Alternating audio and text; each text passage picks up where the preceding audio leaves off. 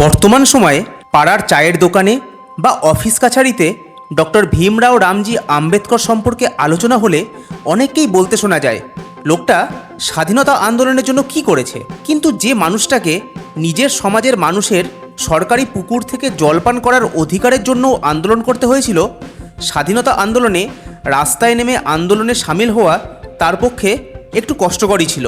সালটা 1923। বোম্বে বিধান পরিষদে একটা গুরুত্বপূর্ণ সিদ্ধান্ত গৃহীত হয়।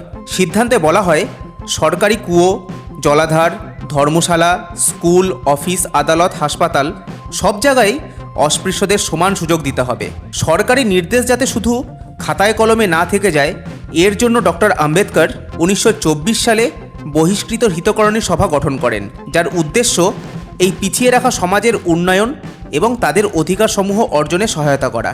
বহিষ্কৃত হিতকরণীর প্রথম সভাতেই তিনি উচ্চারণ করেন সেই কালজয়ী মন্ত্র, এডুকেট, এজিটেট, অর্গানাইজ, যার অর্থ শিক্ষিত হও, সংগঠিত হও, আন্দোলন করো।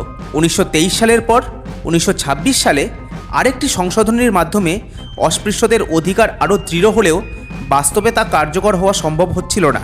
এরই মধ্যে মহারাষ্ট্রের রায়গড় জেলার অন্তর্গত মাহার পৌরসভার চৌদার পুকুরের ঘটনা সামনে আসে। পৌরসভার কর্তৃপক্ষ আইন মেনে চৌদার পুকুর অস্পৃশ্যদের জন্য উন্মুক্ত ঘোষণা করলেও গোড়াপন্থী ব্রাহ্মণরা কিছুতেই দলিতদের অধিকার মেনে নিতে রাজি হচ্ছিল না।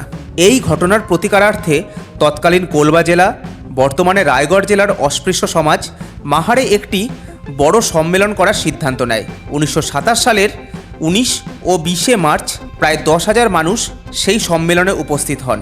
সভায় সভাপতিত্বর দায়িত্ব অর্পণ করা হয় বাবা সাহেবের উপর। উল্লেখযোগ্য বিষয় হলো, সেই সম্মেলনে অস্পৃশ্যদের উন্নয়ন এবং অধিকারের সমর্থনে কয়েকজন উচ্চবর্ণীয় নেতাও উপস্থিত হয়েছিলেন। সভায় সিদ্ধান্ত হয়, পরের দিন তারা পুকুর অভিযান করবেন এবং পুকুর থেকে নিজে হাতে প্রত্যেকে জলপান করবেন। তবে এই অভিযানের পুরোটাই হবে শান্তিপূর্ণভাবে।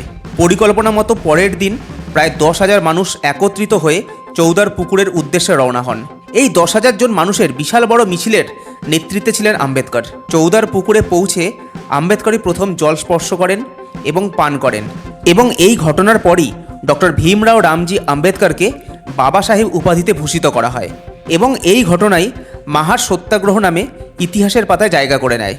চৌদার পুকুর তো সর্বসাধারণের জন্য খোলা হলো, কিন্তু এই ঘটনা গোড়া হিন্দুরা মেনে নিতে পারল না।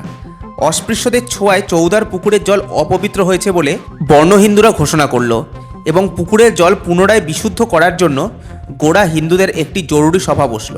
সভায় সিদ্ধান্ত হলো 108 কলসি জলে গোবর, গোমূত্র এবং দুধ মিশিয়ে সেই জল পুকুরে ঢাললে পুকুর পবিত্র হবে, এবং সিদ্ধান্ত মতো 108 কলসি গোবর, গোমূত্র মিশ্রিত জল পুকুরে ঢেলে গোড়া ব্রাহ্মণরা মন্ত্রপাঠ করে পুকুরের জল বিশুদ্ধ হয়েছে বলে ঘোষণা করলেন। মাহার সত্যাগ্রহের পর চারিদিকে ডক্টর আম্বেদকরের বিরুদ্ধে সমালোচনা শুরু হলো। সমালোচনার যথাযথ জবাব এবং নিজ মত প্রতিষ্ঠার জন্য বাবা সাহেব ভীষণভাবে প্রয়োজন বোধ করলেন একটা মুখপাত্রের। সেই উদ্দেশ্য চরিতার্থেই 1927 সালের 3রা এপ্রিল বহিষ্কৃত ভারত নামে একটি মারাঠি পত্রিকা প্রকাশ করেন। এই পত্রিকাতেই তিনি বাল গঙ্গাধর তিলকের আক্রমণের জবাবে লিখেছিলেন, তিলক যদি অস্পৃশ্য সমাজে জন্মগ্রহণ করতেন তবে স্বরাজ আমার জন্মগত অধিকার না বলে তিনি বলতেন, অস্পৃশ্যতার বিরুদ্ধে জেহাদ আমার জন্মগত অধিকার। অস্পৃশ্যদের উদ্দেশ্যে বহিষ্কৃত ভারতের পাতাতেই তিনি লিখলেন, হৃত অধিকার ভিক্ষায় মেলে না, অবিরাম সংগ্রামের মধ্যে দিয়ে তা অর্জন করতে হয়। তিনি আরও বললেন, মনে রেখো, দেবতার উদ্দেশ্যে ছাগ শিশুকেই বলি দেওয়া হয়, সিংহ শাবককে কিন্তু নয়।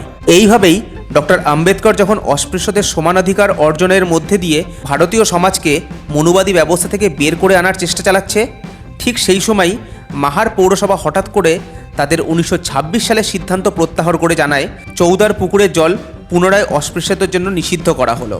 এই সিদ্ধান্ত বাবা সাহেবকে গভীরভাবে ভাবিয়ে তুলল। মানুষের প্রতি মানুষের এত ঘৃণা, অবজ্ঞা সমাজে কেন উদ্ভব হলো? সমাজে ব্রাহ্মণ শূদ্রের এত বর্ণবিদ্বেষ কিসের জন্য? কিসের দ্বারা অনুপ্রাণিত হয়ে ব্রাহ্মণ শ্রেণী নিজেদের দেবতুল্য মনে করে? এই সব চিন্তা করতে করতেই বাবা সাহেব এর জবাব পেলেন। মনুসংহিতাই হলো এর প্রধান কারণ। তিনি ভাবলেন, যে গ্রন্থে শূদ্রদের শিক্ষার অধিকার নেই, মন্দিরে প্রবেশের অধিকার নেই, সাধারণ জলাশয় থেকে জল পান করার পর্যন্ত অধিকার নেই, যে গ্রন্থে মাতৃসম নারীকে নরকের দ্বার, ভোগের সামগ্রী বলা হয়েছে, সেই মনুসংহিতাকেই সবার আগে ভস্মীভূত করা প্রয়োজন। এরপর 1927 সালের 25শে ডিসেম্বর রাত 9টায় বাবা সাহেব প্রায় 10 থেকে 12,000 জনতার সামনে মনুসংহিতা গ্রন্থ প্রজ্বলন করেন। উপস্থিত জনগণের জয়লাসের মধ্যে দিয়ে মনুসংহিতা দহন দিবস পালিত হয়।